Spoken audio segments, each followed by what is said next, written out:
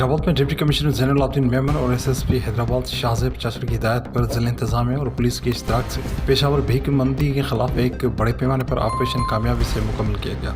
इस कार्रवाई की क़यादत in charge women and children facilitation सहल मारिया सारियो ने अपनी टीम के साथ की, जिससे मुनज़्ज़म और पेशावराना भीख मंदी के खिलाफ मौसर व हदफशुदा नफाज मुमकिन हुआ।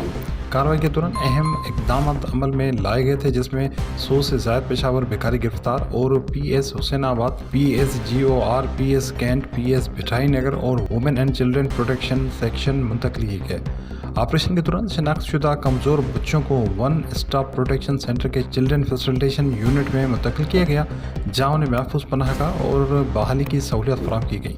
21 फरवरी 2024 को हैदराबाद ज़िले में पेशावर भीख मंदी के खिलाफ पहला मुकदमा PS कैंट में सेक्शन 9 भीख मंदी एक्ट 1983 के तहत दर्ज किया गया। FIR अदालत ने मंजूर की और मुलविस अफराद को अदालती हिरासत में मुंतकिल किया गया।